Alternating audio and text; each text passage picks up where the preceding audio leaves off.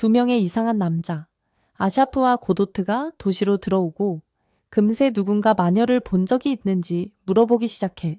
지금 아샤프가 진짜 눈에 띄는 인물이야. 그는 마치 최신 패션 액세서리처럼 배낭에 관을 메고 다니고 있어. 이 세계에서는 모두가 마녀가 조용히 지내는 걸 알고 있어. 왜냐하면 마녀는 악으로 여겨지니까. 그런데 그들은 말이라는 작은 소녀를 만나게 되고 상황이 반전돼. 그녀는 이 도시의 마녀가 전혀 숨고 있지 않다고 들려줘. 사실 그녀는 지역의 유명 인사야. 그들이 이야기를 나누고 있을 때 변종 상어가 갑자기 나타나 마녀를 향해 돌진해. 도시를 혼돈의 놀이터로 바꾸면서 아샤프와 고도트는 마침내 그들의 마녀를 찾았다고 생각해. 하지만 말이 착하네. 그들이 완전히 잘못 알고 있다고 말해. 다시 상황이 나빠지려 할 때 진짜 마녀가 화려하게 등장해. 마치 평범한 화요일처럼 갑자기 날뛰는 상어를 제압해버리지. 알고 보니 그 상어는 마녀에 대한 앙심을 품고 있는 마법사였고 혼란을 일으키는 걸 좋아해. 하지만 그 마녀는 그녀는 도시의 사랑받는 영웅으로 거의 모든 사람에게 존경받고 있어. 상어 마법사들은 제외하고 말이지. 일이 이렇게 돌아가면서 고도트가 갑자기 마녀에게 돌진해. 하지만 그녀의 반사신경은 완벽하고 이로 인해 고도트를 제압할 기회를 얻어. 고도트는 마녀에게 어디선가 본 적이 있다고 소리쳐. 한편 마을 사람들은 이 즉흥적인 대결을 좋아하지 않아서 아샤프와 고도트에게 무엇이든 던지기 시작해.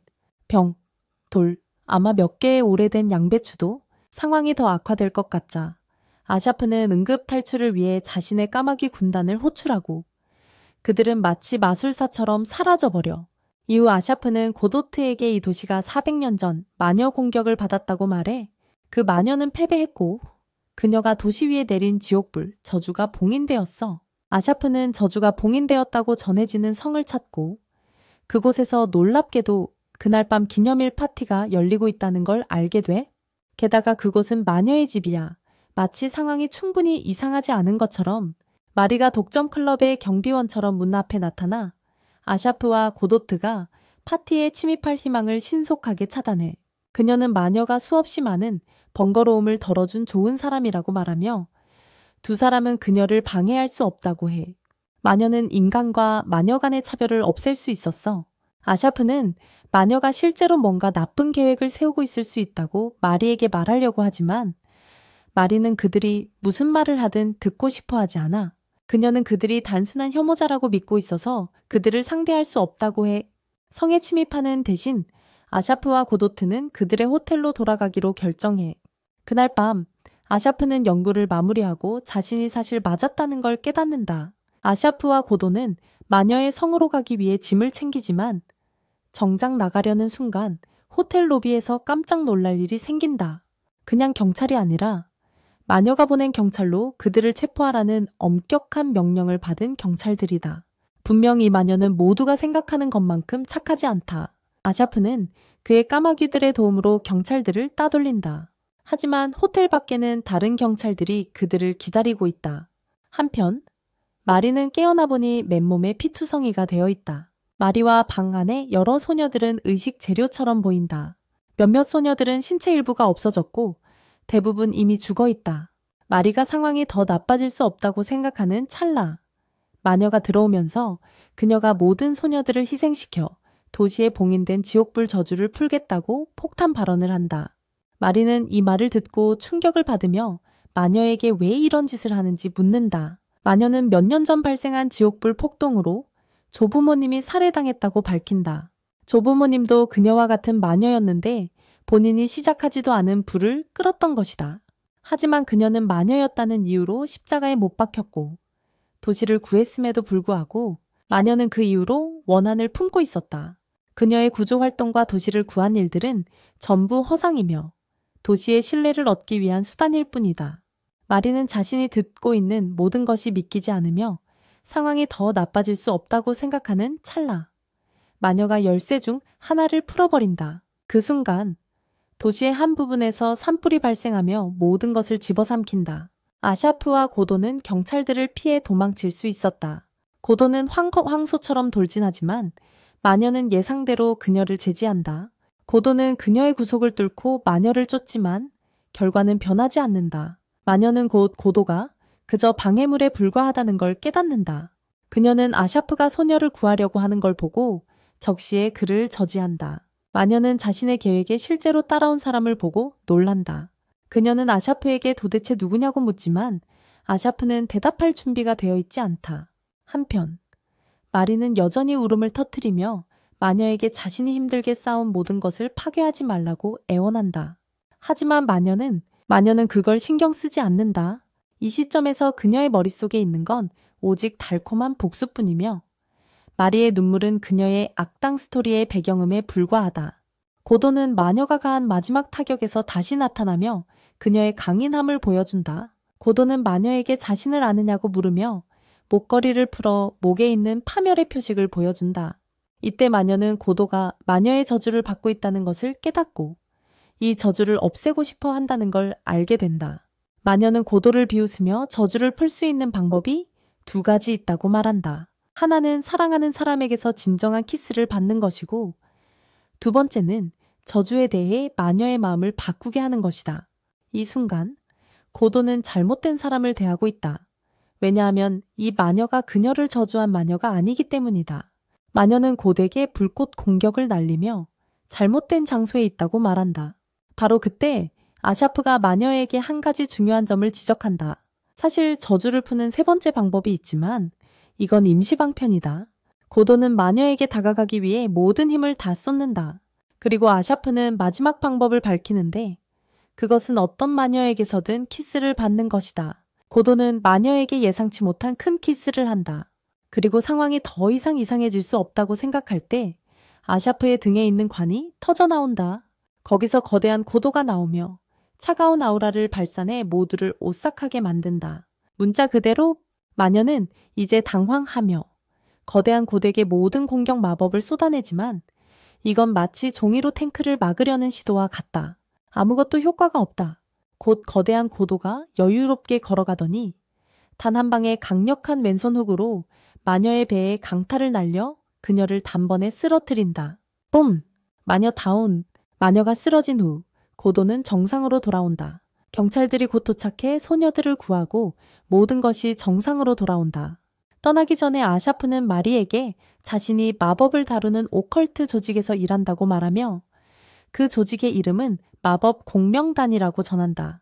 마지막 모험이 끝난 후 아샤프와 고도는 도망친 마법 짐승을 잡기 위해 부유한 사람의 저택에 가라는 요청을 받는다. 아샤프와 고도가 저택에 도착하지만 고도는 마녀와 관련된 일이 아니라면서 도와주기를 거부한다.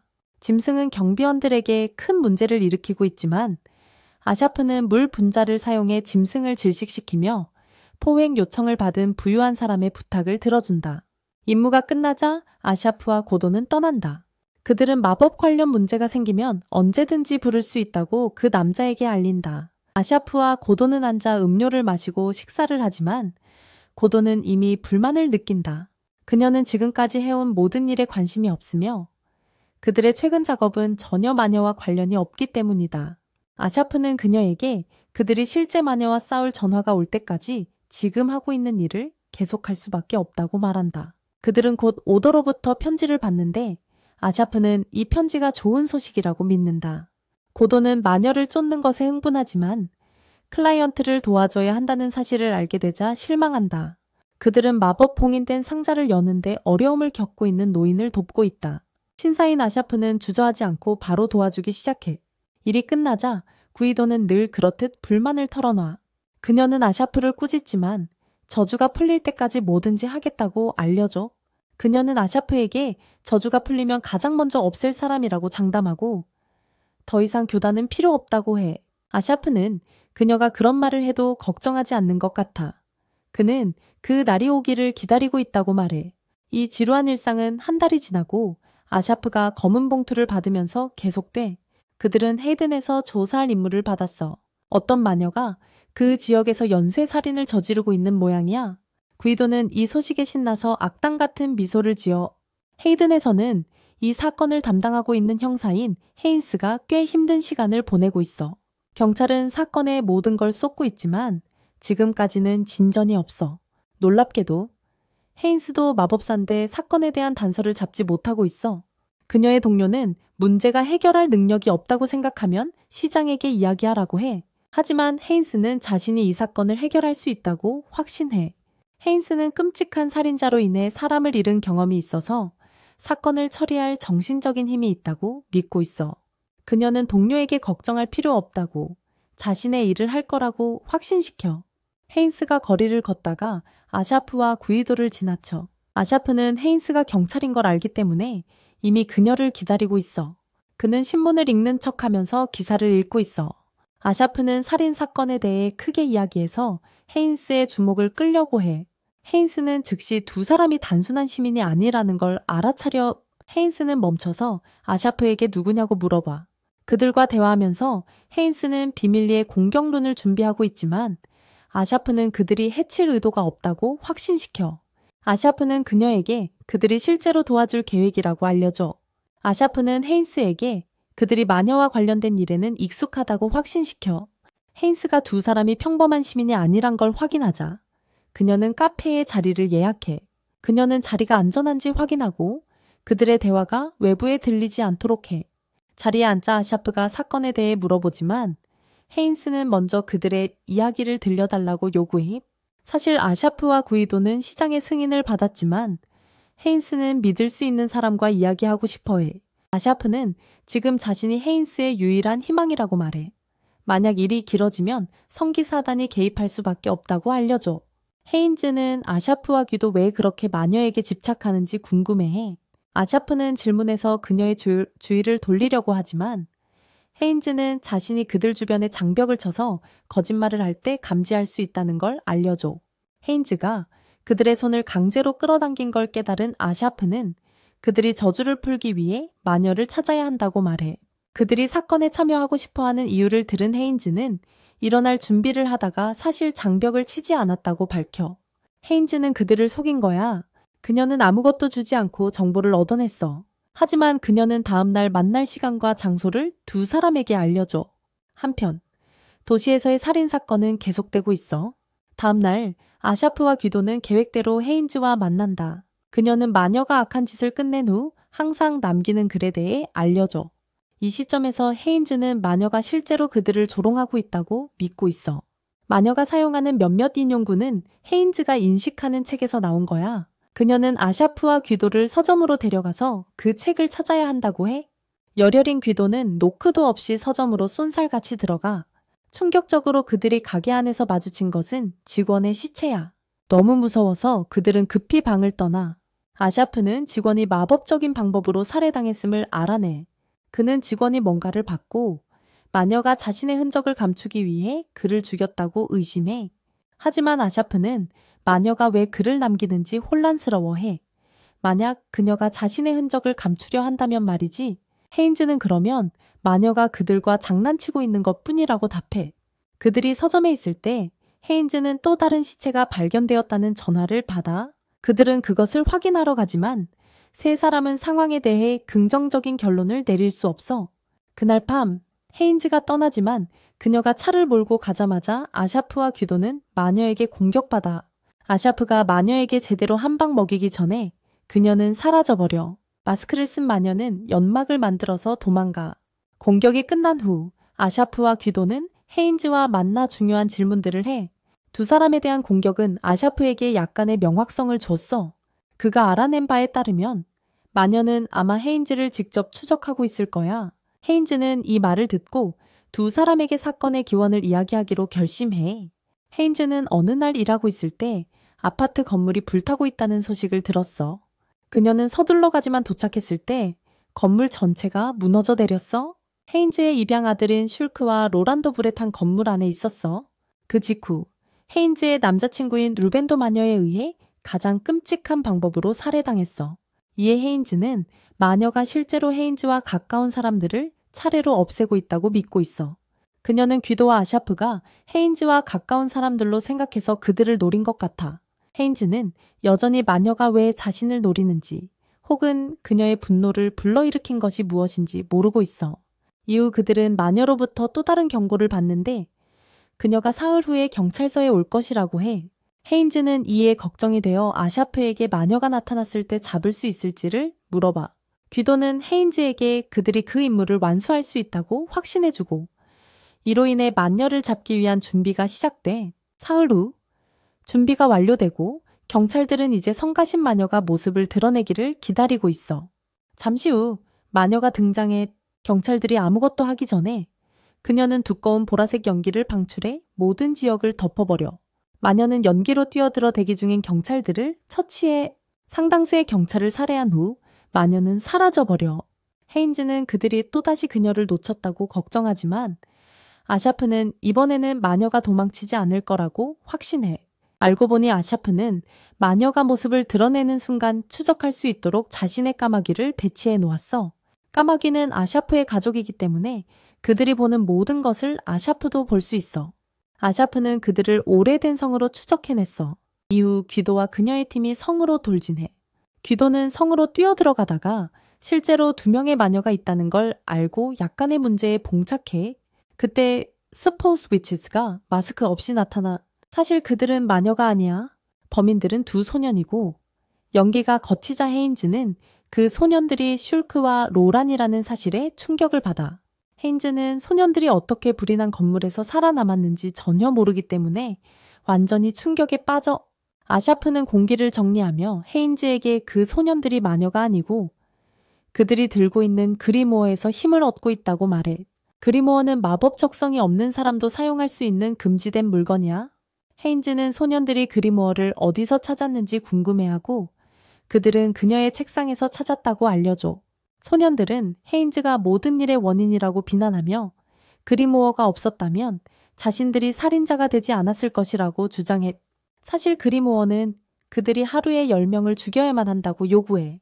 그때 한 소년이 피를 토하기 시작하는데 이는 그들이 필요한 수의 사람을 죽이지 못했다는 뜻이야. 소년들은 경찰서에서 많은 경찰이 죽었기 때문에 자신들이 죽였다고 확신해. 하지만 아샤프는 그들에게 그게 잘못됐다고 말해. 왜냐면 그들이 오기 전에 이미 준비를 해놨거든. 그들이 죽였다고 주장하는 경찰들은 사실 빨간 액체로 가득 찬 잔자루에 경찰복을 입힌 거에 불과해 그들의 짙은 연기가 속임수를 알아내지 못하게 했고 이는 그들 자신의 연기가 아샤프의 계획을 가리는 역할을 했다는 걸 의미해. 이 사실이 드러나자 고도는 남자애들을 추적하고 그들을 제압해. 남자애들은 이미 헤인즈에게 감정을 느끼고 있었다고 고백하고 그래서 그녀에게 가까이 온 사람은 모두 제거했다고 해. 헤인즈는 더 이상 남자애들이 구제불능이라고 생각하지 않고 그들을 처치하려고 총을 집어들어. 사건이 해결되자 아샤프와 고도가 떠날 시간이지. 고도는 진짜 마녀와 맞서지 못한 것에 실망하지만 아샤프는 그들이 오기 전부터 범인이 마녀가 아니라고 알고 있었어. 팔라딘 군단은 마녀와 관련이 있다고 생각했으면 그들의 추한 얼굴을 드러냈을 거야. 도시를 떠나기 전에 아샤프는 헤인즈에게 문제가 생기면 언제든지 연락하라고 해. 아샤프와 귀도는 다른 도시에서 임무를 마치고 돌아오는 길에 겁에 질린 언데드를 만났어. 알고 보니 이 나라에서는 네크로맨시를 허용하는 법이 있어. 하지만 언데드는 그를 소생시킨 네크로맨서에 의해 관리되고 유지되어야 해.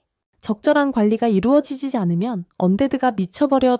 아샤프는 이런 상황의 전문가는 아니어서 기관의 네크로맨시 전문가를 호출해. 곧이어 전문가인 페노라와 그녀의 조수 요한이 도시에 도착하고 경찰 제프가 그들을 맞아줘. 페노라는 자리를 잡고 사건에 대한 세부 사항을 요청하고 제프는 그녀가 알아야 할 모든 것을 아무런 문제 없이 말해줘. 그는 지난 2달 동안 언데드가 돌아다니는 신고가 있었다고 알려줘. 요한은 그들을 소생시킨 네크로맨서를 호출하자고 제안하지만 제프는 모든 언데드가 불법적으로 소생되었기 때문에 네크로맨서를 추적할 수 없다고 말해. 이 모든 이야기를 들은 페노라는 도시 내 언데드의 문서들을 요청해. 다행히도 경찰이 이미 준비해놨고 아샤프가 미리 알려줬거든. 문서를 받은 페노라는 도시 외곽의 한 지역으로 나아가 그녀는 언데드를 유인할 계획인 오래된 건물을 발견해. 그녀는 언데드를 끌어들이는 랜턴을 가지고 있어. 이 빛은 일반 인간에게는 희미하게 보이지만 언데드만 볼 수 있어. 몇 분 후 언데드들이 현장에 나타나기 시작해. 사실 순식간에 건물을 둘러싼 언데드가 엄청나게 많아져. 회상 장면에서 제프는 최근 아내를 잃었지만 그녀를 네크로맨시로 소생시키기보다는 편안히 쉬게 하기로 선택했음을 알 수 있어. 그는 언데드가 제대로 관리되지 않으면 미쳐버리는 게 싫어. 이야기를 계속하자면 언데드들이 건물로 쏟아져 들어오지만 페노라는 경찰들에게 요한이 좀비들을 처리할 수 있다고 확신시켜. 모든 언데드들은 이유 없이 미친 듯이 보인다. 그들이 요한을 덮치지만 요한은 칼을 꺼내어 그들을 베기 시작해. 요한은 제프의 보조로부터 지원을 받아 곧 언데드를 모두 처치해버려. 이 일이 끝난 후 페노라는 언데드를 살펴보며 그들이 제대로 된 준비 없이 급하게 소환된 것임을 알아내. 그들의 일부 신체 부위는 아직 완전히 자라지도 않았지만 네크로맨서는 신경 쓰지 않는 것 같아. 페노라는 이 일을 하는 네크로맨서가 실제로 사람을 만들려는 것이라고 믿어. 페노라는 언데드가 기계처럼 세 가지 모드를 가지고 있다고 설명해. 오토 모드, 세미 오토 모드, 그리고 수동 모드가 있어. 오토 모드는 언데드가 자신의 의지만 따르게 해. 세미 오토 모드에서는 언데드가 자신의 마음을 유지하지만 네크로맨서가 실질적인 목표를 각인시켜. 수동 모드는 네크로맨서가 언데드의 마음을 완전히 장악하는 모드야. 이렇게 해서 네크로맨서는 죽은 자들을 원하는 대로 조종할 수 있어. 페노라가 알아낸 모든 걸로 그녀는 네크로맨서가 이미 언데드를 그가 원하는 대로 사용한 것 같다고 생각해. 그래서 그는 그들이 이 지역을 돌아다니는 것에 신경 쓰지 않는 거야. 페노라는 언데드들이 이 네크로맨서의 실험일 뿐이라고 생각해. 제프는 이를 듣고 정말 화가 나. 그의 정의감이 발동해. 그는 페놀에게 책임이 있는 사람을 찾아서 처벌해야 한다고 말해. 제프는 네크로맨서가 언데드를 자신의 개인 장난감처럼 사용하고 있다는 사실이 싫어. 그때 다른 경찰이 요한이 처치한 언데드들이 실제로 붉은 머리라는 걸 알아차려. 게다가 그들 대부분이 여성들이야. 요한은 언데드를 처치할 수 있었던 이유가 그들의 영혼이 마법으로 신체에 붙어 있어서 신체를 부수면 죽음과 같다는 걸 설명해. 그때 요한이 처리하지 못한 언데드 중 하나가 갑자기 의식을 되찾았지만 요한은 시간을 낭비하지 않고 그녀를 끝내버려. 페노라는 그들이 네크로맨서에게 감시당하고 있다는 걸 깨달아. 팀은 언데드의 흔적을 따라가다가 오래된 맨션에 도착해. 이곳이 네크로맨서의 맨션인 것 같아. 곧 언데드의 공격을 받게 돼. 거대한 언데드가 나타나 요한을 벽에 내동댕이 쳐. 네크로맨서의 명령을 받은 언데드 여성이 그들과 대화하러 나타나. 네크로맨서는 그들에게 폭력을 원하지 않는다며 대화를 하고 싶다고 해. 그때 제프는 네크로맨서가 그의 죽은 아내를 소환했음을 알게 돼. 그녀도 붉은 머리니까. 네크로맨서는 상황을 좀 더 심각하게 만들면서 거대한 언데드에게 요한의 목을 베라고 명령해. 네크로맨서는 페놀에게 그들이 합의에 도달하면 요한을 다시 볼 수 있을 것이라고 말해. 페노라와 제프는 그 미친 네크로맨서를 만나기 위해 맨션에 들어갈 수밖에 없어. 제프와 페노라는 네크로맨서를 만나기 위해 메인홀에 들어가고 요한의 시신은 거대한 언데드에 의해 끌려가. 네크로맨서는 집에 언데드를 잔뜩 두고 그들을 그의 하인으로 사용하고 있어. 페노라는 네크로맨서가 이렇게 많은 언데드를 모을 수 있는 이유가 대충 작업을 하기 때문임을 알아. 언데드를 유지하려면 많은 마법 에너지가 필요하지만 네크로맨서는 그들이 정신을 잃든 말든 신경 쓰지 않아서 이렇게 많은 양을 유지할 수 있어. 페노라는 네크로맨서에게 그가 네크로맨시의 처벌을 알고 있는지 물어보자. 그는 알고 있다고 해. 이 사실을 아는 사람은 많지 않고 그래서 네크로맨시는 죽은 자의 친척의 동의 없이는 수행되지 않아. 죽은 자의 영혼은 보통 환생을 기다리는 주기가 있는 것 같아. 하지만 언데드는 그 기회를 잃게 되지. 언데드의 영혼은 영원한 고통으로 여겨지는 공허에 빠져. 이를 듣고 제프는 걱정하게 돼. 왜냐하면 이 말은 그의 아내의 영혼이 더 이상 환생할 수 없다는 의미니까. 네크로맨서는 제프의 아내의 환생 기회를 그녀의 동의 없이 빼앗은 거야. 네크로맨서는 신경 쓰지 않아. 왜냐하면 이것이 그에게 영향을 미치지 않으니까. 제프는 네크로맨서에게 그의 목표가 무엇인지 소리쳐 물어봐. 네크로맨서는 그가 이런 모든 일을 하는 이유를 드러내. 실제로 그의 아름다운 붉은 머리 아내가 죽었고 피부가 끔찍하게 변했어. 그는 네크로맨서니까 자신의 능력을 이용하기로 결심해.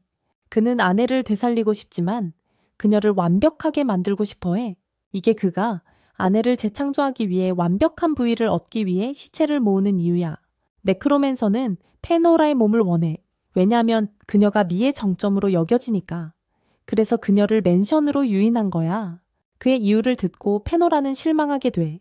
왜냐하면 그녀는 이 남자가 의미 있는 말을 할 줄 알았거든. 네크로맨서는 이미 페노라를 궁지에 몰았다고 생각하지만 상황은 그가 생각하는 것과 다르게 흘러가. 그의 언데드 동료들이 페노라를 뒤쫓지만 그녀의 손의 힘으로 언데드들이 아무것도 아닌 것처럼 사라져. 루니 페노라의 얼굴에 즉시 나타나며 페노라가 단순한 네크로맨서가 아니라 마녀라는 것을 보여줘. 네크로맨서는 자신의 집에 마녀를 초대한 인생 최대의 실수를 깨닫게 돼. 그는 아직 요한을 자신의 감금 상태에 두고 있다고 그녀를 궁지에 몰아가려 해. 하지만 페노라는 신경 쓰지 않는 듯하고 네크로맨서에게 그의 죄에 대한 처벌을 받을 때까지 멈추지 않겠다고 말해. 이 시점에서 네크로맨서는 절망에 빠지고 그의 언데드 병사들을 소환하기로 결정해. 이들은 그가 목표를 위해 수정한 병사들이야. 하지만 이건 페놀에게 무섭지 않아. 왜냐면 그녀는 더 치명적인 무기를 가지고 있으니까 그녀는 몇몇 언데드 기사들을 소환하고 그들에게 네크로맨서의 병사들을 처치하라고 지시해. 하지만 그녀는 제프에게는 손대지 말라고 분명히 말해. 제프는 기사들이 네크로맨서의 병사들을 무너뜨리는 모습을 보며 경악해. 제프의 아내도 전투 중에 머리가 잘려나가. 네크로맨서는 홀에서 뛰쳐나가 아내의 시체가 있는 곳으로 향해. 그는 자신이 이뤄낸 모든 것이 무너질 것이라는 걸 믿을 수 없어. 네크로맨서는 요한이 뒤에 나타나자 자신이 생각했던 것보다 더 큰 문제에 처해 있다는 걸 깨달아. 요한은 살아있는 것처럼 보이고 네크로맨서가 어떻게 가능한지를 묻자. 요한은 이미 언데드였다고 대답해. 그는 마녀의 언데드여서 특별한 언데드야. 네크로맨서가 저지른 만행에 대해 요한은 그를 엄하게 처벌할 계획이야. 그를 죽이지는 않겠지만 죽음을 갈망하게 만들 거야. 페노라가 홀에서 마무리 짓고 그녀와 제프는 요한과 만나. 제프는 아내의 시체를 안고 있고 요한이 아직 살아있는 걸 보고 놀라워. 반면 네크로맨서는 상태가 좋지 않아 보여. 페노라는 총을 집어들고 네크로맨서의 머리를 쏴! 네크로맨서는 죽지만 페노라는 그를 언데드로 되살려. 페노라는 그에게 그가 부활시킨 모든 언데드를 관리할 수밖에 없을 것이라고 알려줘. 그가 필요한 마법의 힘은 페노라가 제공해 줄 거야. 네크로맨서는 고통으로 가득한 언데드 생활을 하게 될 거야. 제프를 기쁘게 하려고 페노라는 그의 아내를 부활시킬 것이라고 말해. 네크로맨서가 그녀에게 한 짓을 보상해 주길 바라는 마음이야. 제프는 페놀에게 고맙다고 하고 마지막으로 요한에게도 감사해. 페노라는 요한에게 무관심한 척하지만 속마음은 그를 꽤 진지하게 생각하고 있어. 다음으로 아샤프는 제3대륙에서 일어난 마녀 사건에 대한 편지를 받아 아샤프는 마녀와 접촉하고 그녀를 데려오라는 명령을 받아. 하지만 아샤프는 이게 문제가 될 거라는 걸 알고 있어. 왜냐하면 그들은 팔라딘 군단과 싸워야 하니까. 그들은 마녀 관련 업무를 담당하는 군대야. 아샤프는 마녀에게 가기 위해 군단을 우회해야 한다는 걸 알고 있어.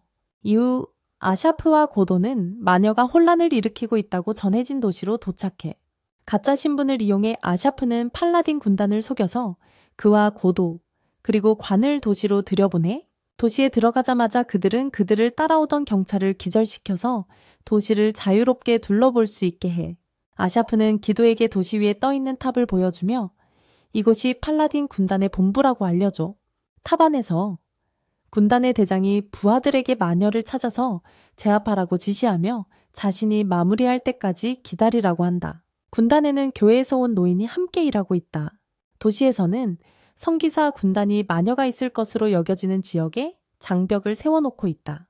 아샤프가 이 장벽을 부수려 할 때 마녀가 나타나서 군단과 싸움이 벌어진다. 마녀는 무기로서 검을 소환할 수 있는 능력을 지니고 있어 매우 위험하다. 마녀를 쫓아간 첫 번째 성기사 탐색 때는 순식간에 전멸해버린다. 그 노인은 성기사들보다 마녀에 대해 더 많이 알고 있는 것 같다.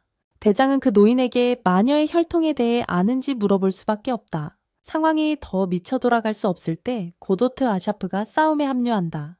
고도트는 마녀에게 주저없이 달려가고 그로 인해 마녀와 치열한 전투가 벌어진다.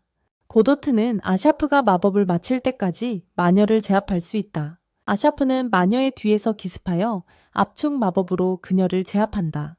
아샤프는 마녀를 금속 구슬에 가두고 그들이 그녀를 압도했다는 확신을 갖는다. 하지만 상황은 그리 간단하지 않다.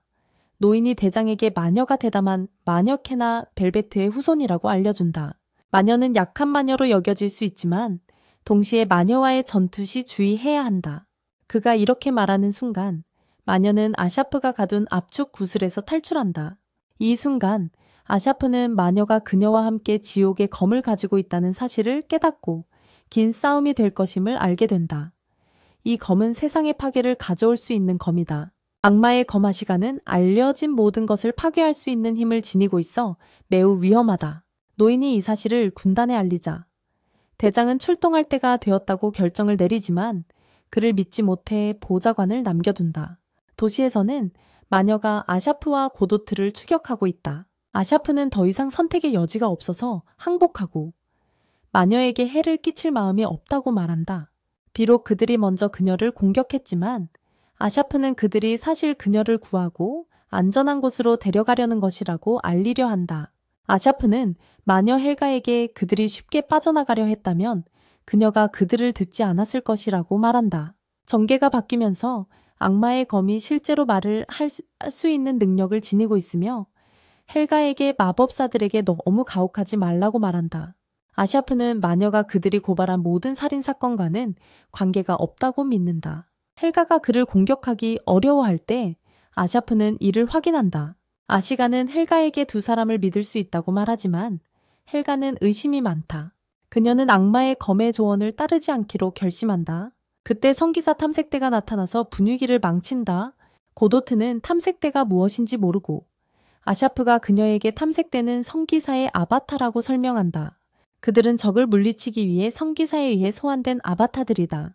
탐색대는 파괴될 수 있지만 성기사들은 다시 소환할 수 있다. 성기사들은 무한한 병사를 만들어낼 수 있는 마법 에너지 탱크와 같다. 임박한 위협 속에서도 헬가는 혼자서 행동하기로 한다. 하지만 아샤프는 고도트에게 헬가를 쫓으라고 말하고 자신은 아바타들을 막으려고 한다. 헬가는 곧 얼음남자라는 대장과 마주친다. 하지만 고도트도 나타나고 마녀의 소유권을 두고 치열한 전투가 벌어질 예정이다. 아샤프는 이전에 고도트에게 얼음남자 맷과 싸우지 말라고 경고했다. 그는 두려움의 대상이다. 맷의 힘은 마녀와 맞먹는 것으로 여겨지며 그의 강함을 보여준다. 맷이 첫 번째 힘을 보여주자 고도트는 헬가에게 그녀의 짐승 형태를 활성화하기 위해 키스를 하려고 하지만 아샤프는 이를 경고한다. 그는 그녀에게 그들이 아직 모든 카드를 갖고 있지 않으며 누구와 싸우고 있는지 아직 모른다고 알리고 고도트에게 긴장을 풀라고 제안한다. 고도트는 헬가가 도망칠 기회를 주기 위해 맷과 싸울 수밖에 없다. 고도트는 강력한 얼음 능력을 지닌 맷과 싸우기 위해 자신의 브루테 힘에 의존한다. 고도트는 맷의 얼음 능력에 갇히고 헬가는 현장에서 탈출하지만 맷이 쉽게 얼음 능력을 사용해 자신을 높이기 때문에 멀리 도망칠 수 없다. 폭로가 이루어지면서 우리는 맷이 자신의 힘을 얻기 위해 원소와 계약을 맺었다는 사실을 알게 되며 이는 그가 원소 마법사라는 것을 의미한다. 맷은 위에서 헬가를 가로막기 위해 거대한 얼음 기둥을 발사하고 그녀의 등에 있는 악마의 검을 떼어낸다. 맷은 헬가가 접근하기도 전에 바닥에 놓인 악마의 검을 집어든다. 헬가는 악마의 검을 쉽게 포기할 생각이 없고 맷에게 여러 개의 검을 날리지만 맷은 그것들을 방어할 수 있다. 놀랍게도 고도트는 얼음 덫에서 탈출하는데 성공한다. 그녀는 맷이 방심한 틈을 타 뒤에서 그를 가격한다. 상황이 더 악화되면서 맷의 보좌관이 나타나 맷을 도와준다. 그녀는 검을 잡으려 하지만 고도트는 그녀에게 내가 죽기 전에는 안 돼라는 말을 한다. 고도트는 검을 빼앗아 멀리 던져 헬가가 쫓아가게 한다. 두 명의 탐색대가 먼저 검에 도착하지만 고도트는 결단력 있는 여자답게 그들을 가로막아 쓰러뜨린다. 그녀는 검을 장악한 채 아샤프와 만나기 위해 도망친다. 하지만 맷이 그들의 뒤를 쫓고 있으며 이번에는 장난이 아니다. 헬가는 맷이 검을 얻기 위해 도시 전체를 얼려도 상관하지 않는 게 아닐까 걱정하기 시작한다. 헬가는 검을 로터로 사용하여 미니 헬리콥터를 만들어 고도트와 함께 탈출하려 하지만 맷은 더 잘 알고 있다. 맷은 강력하고 거대한 얼음 안개로 그들을 가로막는다. 헬가는 이것을 보며 그들이 탈출할 수 없다는 것을 안다. 그녀와 고도트는 안개에 의해 기절한다. 맷이 검을 장악하고 얼음 잠금 장치로 잠궈버려 기도와 헬가도 잡혔어. 맷이 그들에게 얼음 갑옷을 입혀서 탈출할 여지를 없애버려. 그때 아샤프가 나타나서 맷에게 소녀들과 검을 가져가게 할 수 없다고 말해. 하지만 맷은 그들 사이에 얼음벽을 세워서 그의 동료들이 소녀들을 데려가게 해주고 아샤프와 맞서. 소녀들이 사라진 후 맷이 아샤프를 얼려버리려 할 때 아샤프가 그가 적이 아니라고 알려줘. 그는 이 모든 상황이 누군가 헬가를 범인으로 보이게 만들기 위해 함정을 파놓았다는 사실을 지적하려고 한다. 소녀들은 성기사 기지에 도착하지만 검이 얼음 잠금에서 벗어난다. 이 순간 군인들은 서로를 베기 시작하며 검을 차지하려고 한다.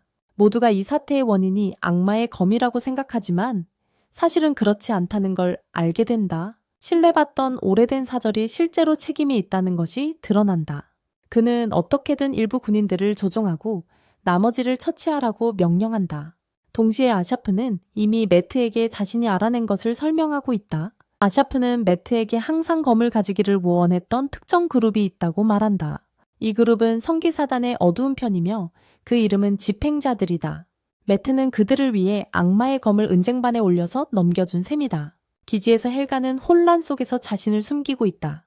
매트는 아샤프가 말하는 것을 확인하려고 하고 있을 때 뒤에서 열기구가 그를 강타한다. 매트는 예상치 못한 사람, 즉 자신의 보좌관에게 배신당했다. 그의 힘이 얼음인 만큼 열기가 매트를 녹여버리고 약화시킨다. 여자는 무기를 꺼내 아샤프의 머리를 쏘고 매트에게 모든 관심을 돌리며 그를 처치하려고 한다. 기지에서 고도는 집행자의 마법에 걸리지 않았지만 고도가 아직 얼음 갑옷에 갇혀있기 때문에 집행자는 그녀를 제압하고 강제로 정신을 지배하려고 한다. 헬가는 이런 일이 생기는 걸 원하지 않고 숨었던 곳에서 나와서 나타난다. 헬가는 아시간에게 그녀가 살아남기 위해 그를 쥐라고 유혹하는 제안을 받지만 헬가는 훈련된 소녀답게 그 제안을 거절한다. 그때 고도가 그들에게 놀라운 행동을 한다. 그녀는 제약에서 벗어나 헬가를 쫓고 그녀의 잠금을 부수고 악마의 검을 잡아 기지에서 뛰쳐나가려 한다. 한 명의 탐색자가 헬가를 붙잡고 헬가는 악마의 검을 구하기 위해 고도를 창밖으로 밀쳐서 자신을 희생한다. 헬가는 고도에게 돌아와서 자신을 구하라고 하지만 먼저 악마의 검을 지키라고 한다. 그러자 집행자는 헬가에게 시선을 돌리고 그의 마법으로 그녀의 자유의지를 지배한다. 고도는 검과 함께 안전하게 탈출하고 아샤프를 먼저 찾기로 결정한다. 그녀는 아샤프가 있는 곳에 도착하고 죽은 사람을 예상했지만 아샤프의 얼굴에는 얼음이 덮여 있다. 매트가 악당 여자가 쏜 총알을 막아줘서 죽지 않도록 도와준 모양이다. 매트는 바닥에 누워있지만 다행히도 간신히 살아있다. 아샤프는 매트를 치료하기 시작해 매트가 처형자와 싸울 때 유용할 거란 걸 알고 있으니까 아샤프는 매트가 왜 자신의 조수에게 당하게 놔둔 건지 궁금해해. 원소들이 그녀를 죽이게 할 수도 있었는데 말이야. 매트는 그 여자에게 약간의 믿음을 주고 싶었다고 대답해. 아샤프는 매트에게 그의 부드러운 마음이 언젠가 그를 죽일 거라고 말해. 그리고 기도는 매트에게 처형자가 기지를 장악했고 헬가도 그와 함께 있다는 걸 알려줘. 바로 그때 처형자가 그의 지휘해 있는 병사들과 함께 나타나 그는 헬가를 데리고 있고 헬가는 이제 그의 인질인 것 같아. 처형자는 금지된 도구, 즉 장갑을 가지고 있다는 게 밝혀져. 그건 그가 병사들을 조종하고 장갑의 힘을 과시하는 데 사용하고 있어. 그는 몇몇 병사들에게 목을 치라고 명령하고 그들은 즉시 그렇게 해. 바로 그때 헬가는 처형자에게서 벗어나 아샤프를 향해 달려가. 하지만 상황은 그렇게 보이지 않아. 헬가는 결국 그들을 공격해. 헬가는 처형자의 마법에 걸려 있었지만 사실 그는 그들을 속이고 있었어. 헬가는 기습 공격을 이용해 데몬소들을 쉽게 잡고 처형자에게 돌아가.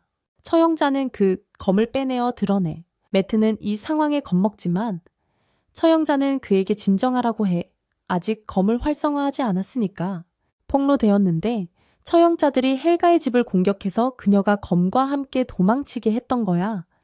그 검은 항상 그들의 저택에 잠겨 있었어. 사실 그 검을 활성화하려면 마녀의 심장이 필요해. 처형자는 헬가를 데리고 있어서 모든 게 완벽해. 처형자는 헬가의 가슴에 검을 찔러 넣으며 그 검에 걸린 봉인을 풀어. 플래시백 장면에서 헬가의 어머니가 헬가에게 검과 장난치지 말라고 경고하는 장면이 보여? 헬가는 데몬소드에 익숙해져서 그것을 자신의 동반자로 삼고 있어. 그녀는 데몬소드가 있는 방에서 처형자들에게 공격받을 때까지 있어. 그녀는 공격 중 집에 없었기 때문에 통제 마법의 영향을 받지 않았어. 헬가는 그녀의 언니를 찾아서 검과 함께 도망가라고 말해주고 안전하게 지키라고 해. 헬가가 도망친 후 그녀의 어머니는 검의 봉인을 푸는 방법에 대한 정보를 얻은 뒤 고문당해 죽어. 그날 밤 헬가는 처형자에게 가족을 모두 잃어버려. 그날 밤 아슈케는 헬가에게 글을 그려보라고 하지만 그녀는 거절해. 그날 밤 복수를 간절히 원했음에도 말이야. 현재로 돌아와서 팀은 아슈켄의 힘을 직접 목격해. 아슈켄은 이제 그의 악마 형태로 땅을 깊게 베어 도심을 쪼개. 도시 주위의 모든 장벽이 단 한 번의 배기로 파괴되었어. 이로 인해 아슈켄이 세상을 끝낼 존재로 여겨지는 이유를 보여줘. 처형자는 아슈켄에게 안전하지만 그는 검을 그가 원하는 대로 조정할 수 없다는 걸 몰라. 그는 실제로 검을 조정할 수 없어. 아슈켄은 파괴를 사랑해. 그래서 그는 그의 길에 있는 모든 것을 파괴하려고 해. 하지만 그의 소유자는 안전하게 두지.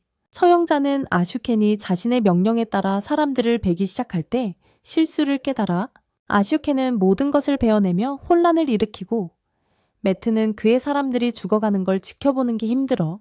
이때 매트는 원소에게 또 다른 거래를 제안해. 모두가 보호받을 수 있도록 말이야. 원소는 검의 공격을 막기 위해 얼음 장벽을 세우지만 결국 이것도 충분하지 않을 수 있어. 매트의 조수는 처형자가 검을 조종할 수 없다는 걸 깨닫고 불안해져.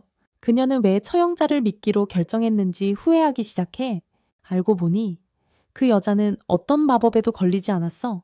그녀는 강제로 매트를 배신하기로 선택한 거야. 처형자는 포기할 준비가 되어 있지 않고 검을 조종하기 위해 더 많은 희생자를 찾기로 해. 잠시 후 헬가는 눈을 뜨지만 약하게 누워있어. 그녀는 아슈켄이 탈선을 한 사실이 싫고 그를 조종할 수 없다는 게 싫어. 헬가는 죽을 것 같아 후회하고 살아있는 동안 키스를 하지 못했음을 한탄해. 이 순간 아샤프는 적들도 그들의 패를 보여줬기 때문에 모든 카드를 사용해야 할 때라고 믿어. 헬가가 키스를 원하니까 아샤프는 그녀의 소원을 들어주기로 해. 고도는 헬가에게 다가가서 그녀와 입맞춤해. 그녀에게 걸린 저주를 일시적으로 풀어줘. 한편 매트는 겨우 버티고 있어. 아슈켄에게 던진 모든 것이 순식간에 파괴되었거든. 고도가 헬가에게 키스를 하는 순간 그녀의 짐승 형태가 관에서 나타나고 모두가 고덱에서 나오는 무서운 아우라를 즉시 느껴.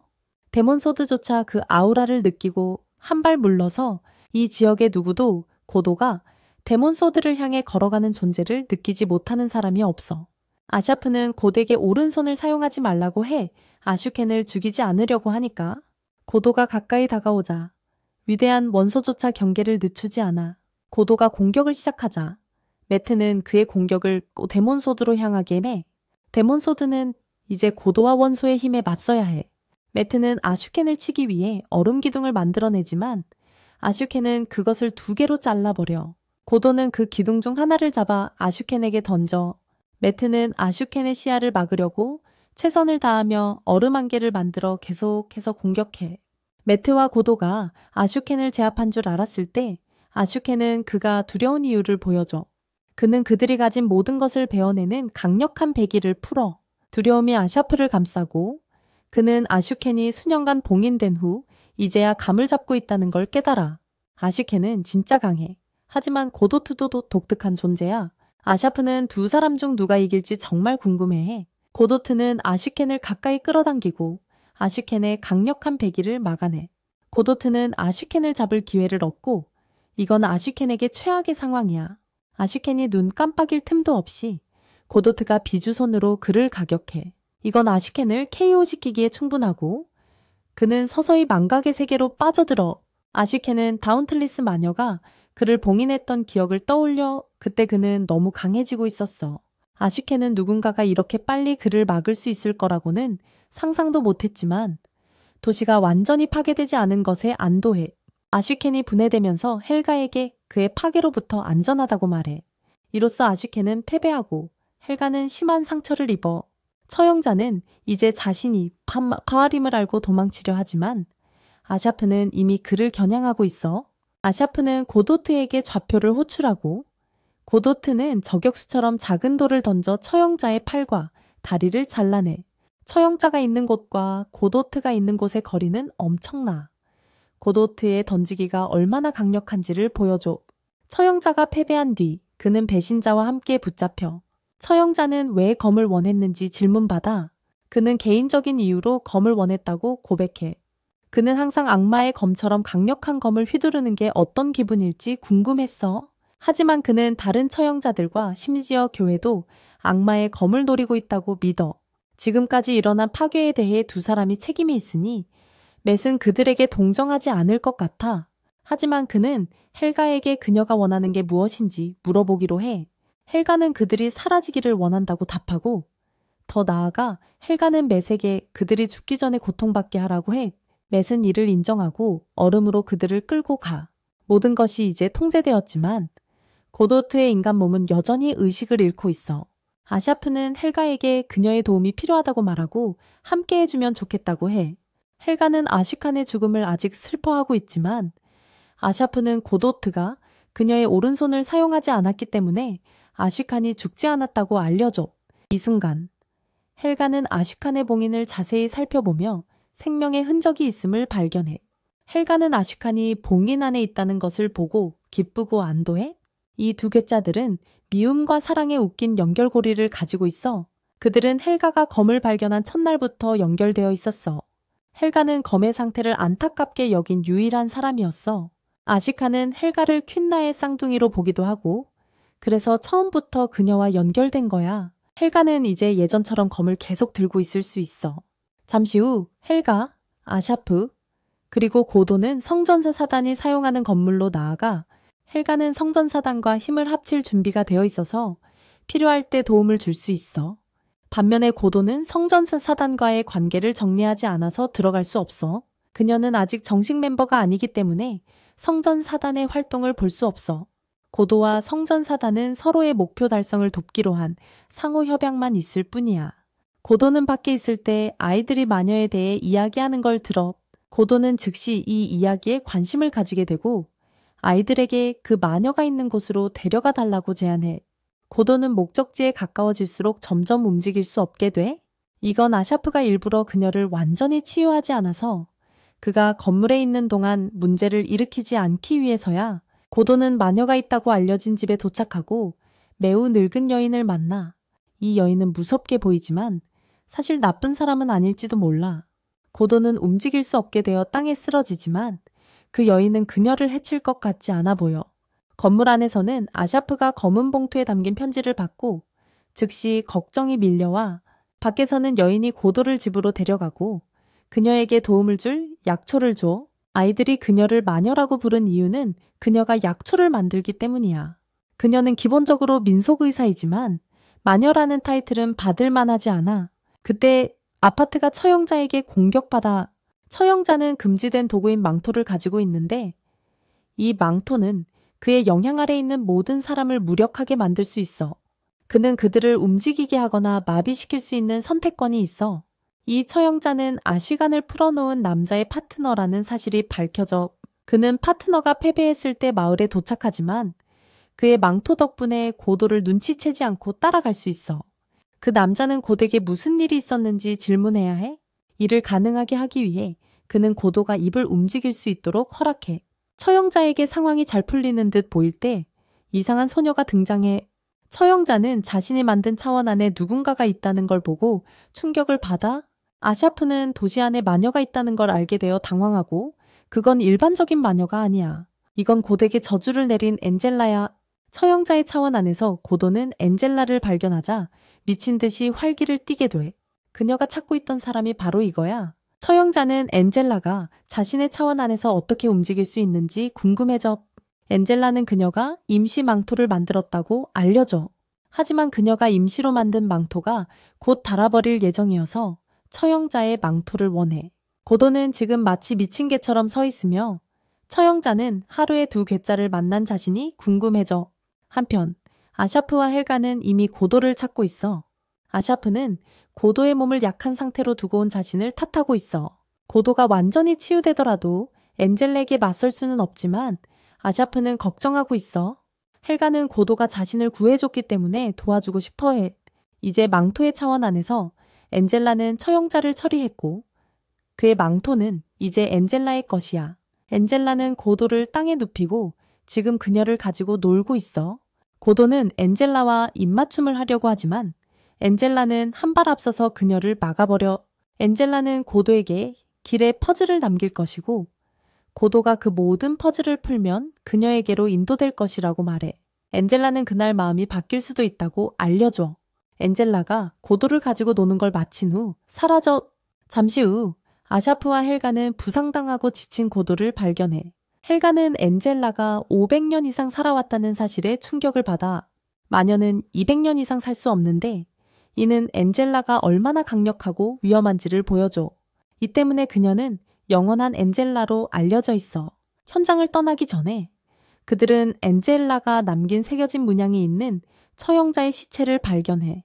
고도가 드디어 깨어나고 아샤프가 방에 들어오자 구이도가 아샤프의 배를 가격해 그녀를 무방비 상태로 만들어.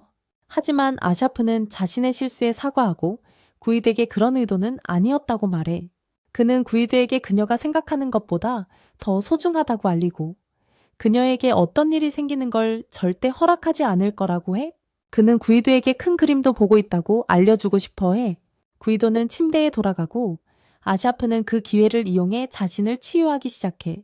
그 과정에서 그는 구이도와 처음 만났던 때에 대해 이야기하기로 해. 3년 전 제옵 대륙에서였어. 아샤프는 마녀가 항상 존재하지만 소란을 피우지 않는 마을로 보내졌어. 하지만 지역에서 이상한 일이 발생하기 시작하면서 상황이 악화돼. 그때 구이도도 마을에 있었던 거야. 이 마을에는 소외당한 아이들이 살고 있어. 이 때문에 일부 마을 주민들은 아이들 중 한 명인 팔베리 마녀라고 생각하고 그녀가 지역에서 일어나는 일의 원인이라고 주장해. 두 성인 남성이 아이들에게 도전하고 팔베를 범인으로 지목하려 하지만 아샤프는 이미 마을에 도착해 상황에 개입해. 그는 마법 능력을 사용해 쉽게 문제를 일으키는 사람들을 처치하고 아이들을 구해. 문제가 일어난 이들이 사라진 후 아샤프는 팔벨에게 자기소개를 해. 사실 팔벨은 진짜 마녀지만 마법을 사용하지는 않아.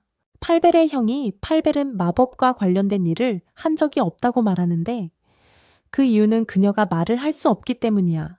서로를 좀 더 잘 알게 되려는 찰나. 귀도라는 험악한 얼굴이 나타나.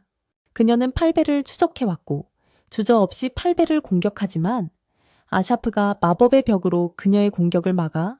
아샤프는 팔벨을 보호하기 위해 최선을 다하지만 사이코 같은 귀도는 그냥 물러날 생각이 없어. 그녀는 아샤프에게 마녀를 넘기라고 하지만 그때 팔벨 뒤에서 어떤 생물이 나타나 귀도와 그녀의 관을 물속으로 쳐내. 하지만 마을 사람들은 이미 이 상황을 목격했고 팔벨이 악당이라는 혼란과 혼잡이 더 커질 것 같아. 팔벨과 아이들은 아샤프를 마을 외곽에 있는 그들의 집으로 데려가.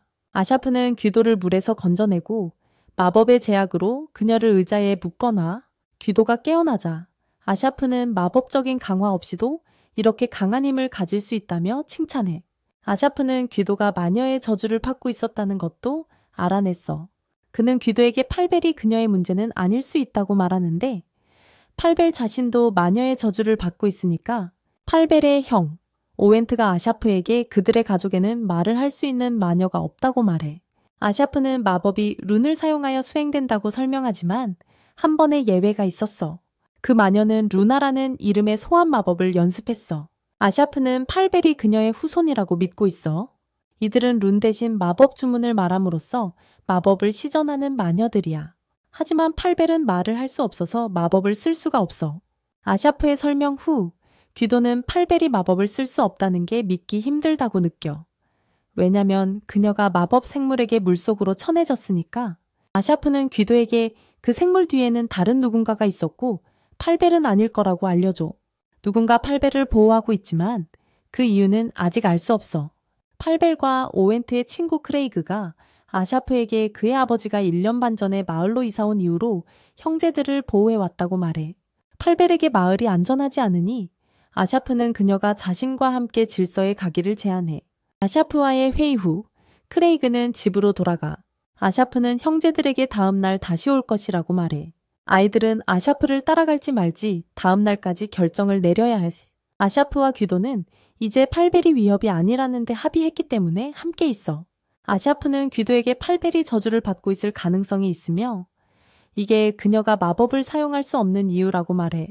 이게 그녀가 귀도의 저주 마크를 봤을 때 반응한 이유일 거야. 소환 마법은 매우 강력한 것으로 여겨지며 이 때문에 한 마녀가 두려워서 팔벨에게 저주를 걸었을 수도 있어. 아샤프와 귀도가 시장의 집에 도착하자 그가 마법 생물에게 살해당했음을 알게 된다. 이 시장은 아이들이 문제에 휘말리지 않도록 도와주던 사람이었다. 이제 주민들은 화가 나서 아이들을 죽이길 원하며 그들이 악당이라고 믿고 있다. 크레이그가 현장에 있으며 아샤프에게 이상한 가면을 쓴 마법사 사냥꾼들이 마을에 나타났고 지금은 팔벨의 집으로 가고 있다고 말한다. 아샤프는 이 말을 듣자마자 그들이 집행자와 맞서고 있다는 것을 깨닫고 처음부터 그가 배후에서 조종하고 있었던 것임을 알게 된다. 아샤프는 집으로 뛰어가고 크레이그가 따라가겠다고 하자 아샤프는 총을 꺼내 크레이그를 쏜다. 아샤프는 처음부터 크레이그를 의심하고 있었다. 알고 보니 크레이그는 집행자의 파트너이며 마법 생물을 만든 장본인이었다. 크레이그는 총알을 피하며 아샤프를 벽에 세게 밀어붙인다. 오한트는 집에서 집행자와 마법사 사냥꾼들이 나타날 때까지 있었다. 팔벨은 숲에서 장작을 모으고 있을 때 사냥꾼들이 집에 도착한다. 한편 귀도는 아샤프를 발견하고 그가 살아남기 위해 고군분투하고 있는 모습을 본다. 귀도는 아샤프에게 저주를 푸는 방법을 말해달라고 제안하지만 아샤프는 먼저 자신을 구해달라고 부탁한다. 아샤프는 귀도에게 팔벨을 보호해야 한다고 알린다. 그 후에야 무엇이든 말할 수 있다고. 팔벨은 집에 돌아와 오빠가 죽어있는 것을 발견한다. 그는 소위 마법사 사냥꾼들에게 잔인하게 살해당했다. 집행자들이 팔벨을 잡고 그녀의 입을 열자 혀에 저주 마크가 있는 것을 발견한다. 이것이 그녀가 마법을 연습할 수 없는 이유다. 집행자들은 실망하며 그들의 한 해가 전부 헛된 것이라고 결론 내린다. 팔벨이 쓸모없으니 그들은 그녀를 처치하고자 한다.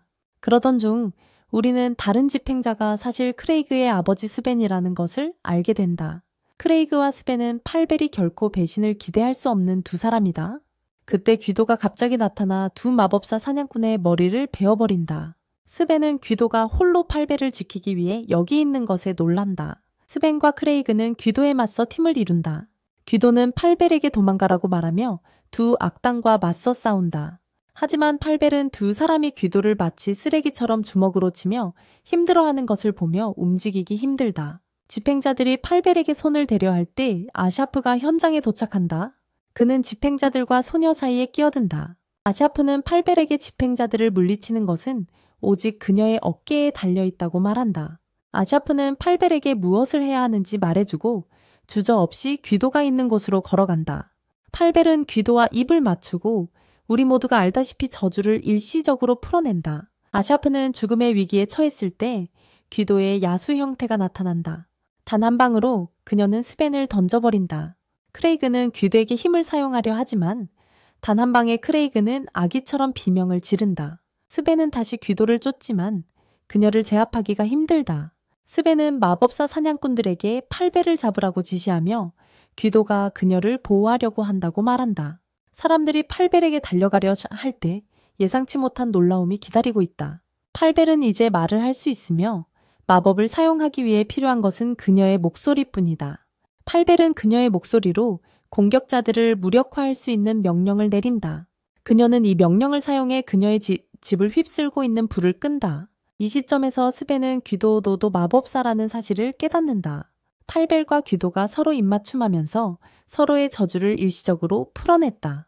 팔벨은 스벤에게 다가가 단 한 번의 명령으로 그가 멸망하라고 말하자 그는 즉시 그렇게 된다. 크레이그가 죽기 전에 그는 이 세상이 그들이 아는 것보다 더 많은 야수와 괴물로 가득 차 있음을 깨닫는다. 사건 다음 날 아침 오완트는 살아있고 건강하며 팔벨의 마법 덕분에 다시 살아났다. 팔벨은 아직 어린아이인데 벌써 이렇게 많은 힘을 가지고 있다는 것은 미래에 그녀가 거의 막을 수 없음을 의미한다. 아샤프는 귀되게 마법사를 키스하는 방법은 한 마법사당 한 번만 효과가 있다는 것을 알린다. 이것은 그녀가 실제로 저주한 마법사를 찾아야 한다는 것을 의미한다. 그때 아샤프는 귀대교우의 오더에 합류하고 그녀를 저주한 마법사를 찾는 일을 함께 하자고 제안한다. 그 이후로 두 사람은 함께 작업하며 지옥과 재미가 섞인 3년을 보냈다. 아샤프는 이야기를 마치자마자 자신의 치유를 마친다. 그는 일어나지만 방을 나가기 전에 귀되에게 사랑이 무엇인지 보여주고 싶다고 말한다. 이후 아샤프는 귀되에게 이 세계에서 일이 어떻게 돌아가는지를 설명한다. 이 세계에는 18개의 대륙이 있으며 첫 번째 대륙은 성스러운 교회가 있는 곳이다. 첫 번째 대륙은 마법 에너지가 축복받았고 첫 번째 대륙에서 멀어질수록 마법 에너지를 덜 받는다. 이것이 첫 번째 대륙이 나머지보다 더 축복받은 이유이다. 아샤프는 귀도에게 7번째 대륙과 8번째 대륙 사이에 끝없는 구덩이가 있다고 알려준다. 이 구멍은 폴이라고 알려져 있지만 일반인은 접근할 수 없다. 오더가 영향력을 가지고 있기 때문에 아샤프와 귀도는 통행증을 가지고 있다. 아샤프와 귀도는 곧 구멍 위에 위치한 시설에 도착한다. 그들은 접수원에게 환영받고 엘리베이터로 안내받는다. 아샤프는 귀도에게 이 세계에는 17층이 있으며 각 층은 독립적인 세계와 연결되어 있다고 알려준다. 아샤프는 그들을 여기로 데려온 이유는 안젤라가 남긴 단서를 쫓고 있기 때문이다. 그들이 첫 번째로 멈춘 층은 4층이며 평소처럼 접수원에게 환영받는다. 이곳은 방문객들을 위한 의상 변경 층이다. 그들은 그들의 주문을 받는 재단색에 안내된다. 재단사는 아샤프와 기도가 전부 검은 옷을 요청하자 충격에 빠진다. 2층에서는 검은 옷이 꽤 위험한 것으로 여겨진다고 한다. 그들이 검은 옷을 받자 기도와 아샤프는 4층의 주요 부분인 오렌시아 세트로 나아간다. 이곳은 평범한 층이 아니야. 왜냐하면 뱀파이어들이 자신의